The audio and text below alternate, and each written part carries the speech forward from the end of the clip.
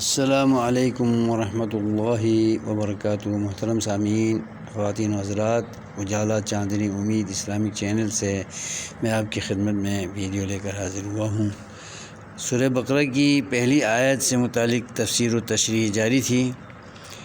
اس سے پہلے ویڈیو میں یہ بیان کیا گیا ہے کہ ذالک الکتاب لا ریب فیہ فرما کر قرآن کریم کے بے عیب ہونے اور منزل من اللہ یقینی طور پر ہونے اور اس میں کسی قسم کا ذرہ برابر بھی شک نہ ہونا بتایا گیا ہے، لائے نفی جنس استعمال کر کے۔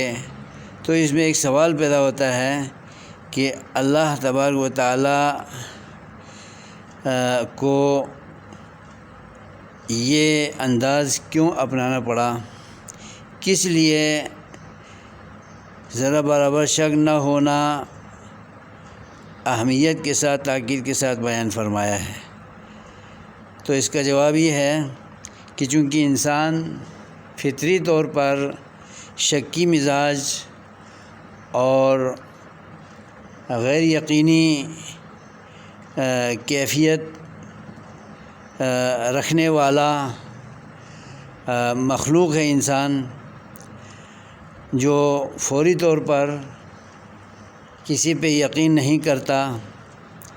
تو اس لیے اللہ تبارک و تعالیٰ نے انسانی مزاج کو سامنے رکھ کر ہمارے دلوں میں ابھرنے والے شک و شبہ کو دور کرنے کے لیے اللہ نے لا ریب فیہ ارشاد فرمایا ہے۔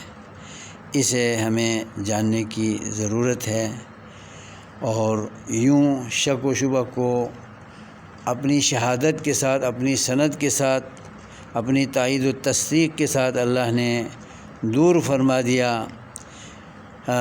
اس کے بعد اللہ تعالیٰ نے آگے اس کتاب کے اوصاف اور اس کی خوبیوں کو مزید اسی آیت میں بیان فرمایا ہے۔